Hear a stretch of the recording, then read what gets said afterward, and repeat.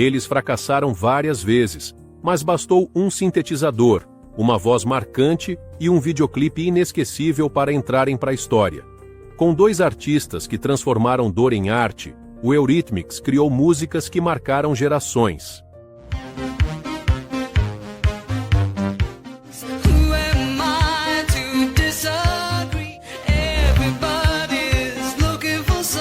A história dessa banda icônica começou no final dos anos 70, quando Annie Lennox, uma jovem escocesa que estudava música clássica e sonhava em ser flautista, cruzou o caminho de Dave Stewart, um guitarrista inglês. Embora nunca tenham sido um casal, Annie e Dave tinham uma conexão emocional e intensa. Uma conexão criativa que poucos conseguem alcançar. Os dois se conheceram enquanto faziam parte de uma banda chamada The Tourists, que chegou a emplacar alguns sucessos moderados no Reino Unido. Mas, apesar do relativo sucesso, Annie e Dave sentiam que aquele não era o caminho certo. Quando o The Tourists chegou ao fim, os dois decidiram recomeçar do zero. Em 1980, formaram o Eurythmics, um nome inspirado na técnica de ensino musical euritmia. A ideia era criar algo inovador e diferente de tudo que era lançado naquela época. Em 81, lançaram o álbum In the Garden, gravado na Alemanha com produção de Conny Plank, lendário nome da música eletrônica europeia que também havia trabalhado com Kraftwerk. O disco tinha uma sonoridade experimental, sintetizadores e guitarras distorcidas. Apesar do cuidado na produção e da inovação, o álbum passou despercebido pelas paradas e não teve sucesso comercial. O fracasso inicial quase colocou fim à dupla. Annie entrou em depressão profunda e Dave teve problemas de saúde. Felizmente, eles continuaram e voltaram ao estúdio, dessa vez com um equipamento mais modesto. Foi nesse momento que nasceu uma música que mudaria tudo. Em 83, uma batida hipnótica começou a invadir as rádios britânicas. Sweet Dreams, o renascimento do Eurythmics. Com poucos recursos e gravando em seu próprio estúdio improvisado em um armazém abandonado em Londres, Annie e Dave haviam criado uma obra-prima, que não só salvou a dupla do esquecimento, como os transformou em ícones. A música foi lançada como single e rapidamente escalou as paradas, alcançando o segundo lugar. Mas foi nos Estados Unidos que surpreendeu, atingindo o primeiro lugar na Billboard, algo raro para um duo britânico com som eletrônico naquela época, criando uma base de fãs que estavam impressionados não só pela sonoridade futurista, mas também pelo visual da banda. No videoclipe, Annie aparece com o cabelo laranja curto e terno masculino. A imagem andrógina e poderosa de Annie tornou-se um marco, inspirando gerações de artistas e se tornando ícone da cultura pop.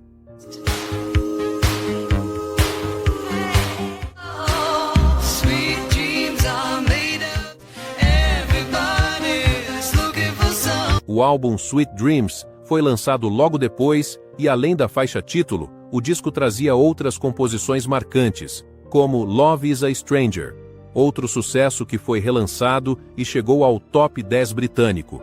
Com o sucesso mundial, vieram os convites para programas de TV, turnês internacionais e capas de revistas. Depois do sucesso, o Eurythmics, em 83, lançou o álbum Touch, que estreou em primeiro lugar nas paradas britânicas. Foi nele que nasceram faixas como Here Comes the Rain Again e Who's That Girl. Mas foi em 85, com o álbum Be Yourself Tonight, que eles atingiram um ponto mais alto com There Must Be an Angel.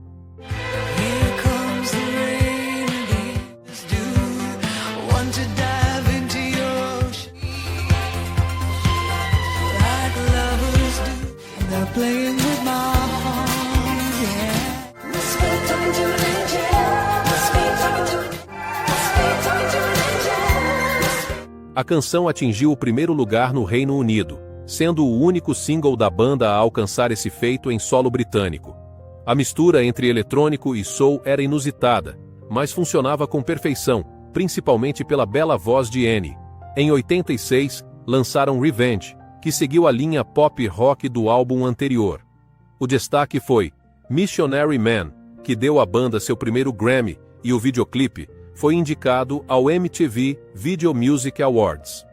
Outro destaque do álbum Revenge foi a balada The Miracle of Love, uma das músicas mais tocantes da banda. Com uma melodia suave, se tornou um clássico absoluto.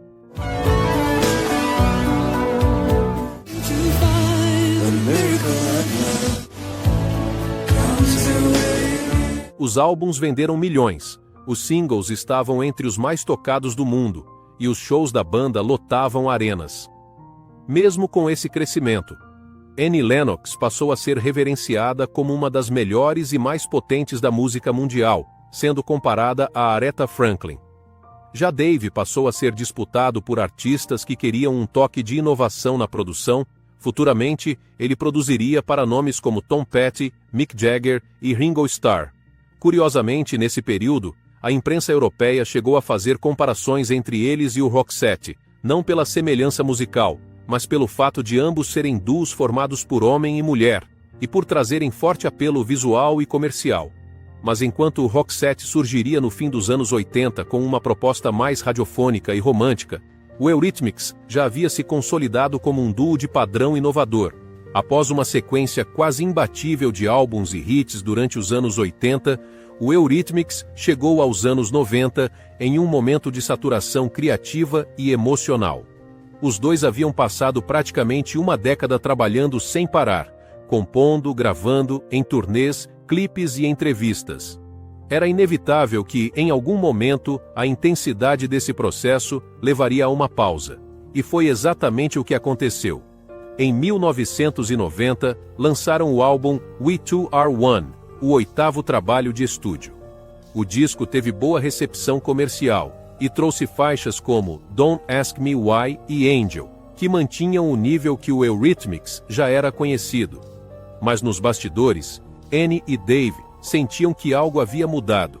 Não havia briga, não havia crise. Havia apenas o reconhecimento de que era hora de seguir caminhos diferentes, pelo menos por um tempo. Annie decidiu embarcar em uma carreira solo, e em 92, lançou o álbum Diva, uma obra-prima.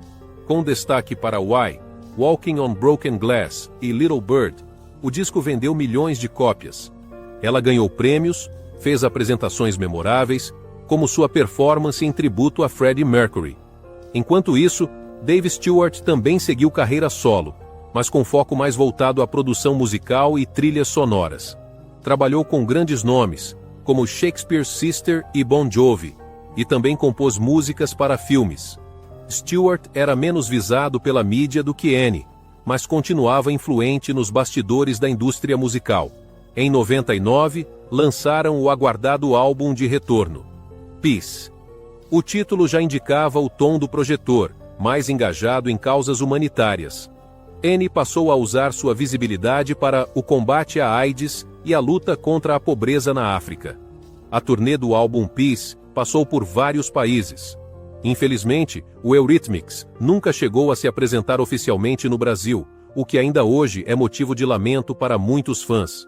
Apesar disso, sua música foi amplamente tocada em rádios brasileiras nos anos 80 e 90, principalmente nas FMs. Com o tempo, muitas bandas dos anos 80 acabaram ficando presas ao rótulo de nostalgia. Algumas desapareceram, outras se adaptaram e perderam a identidade. Mas o Eurythmics seguiu um caminho diferente. Em 2022, foram finalmente incluídos no Rock and Roll Hall of Fame.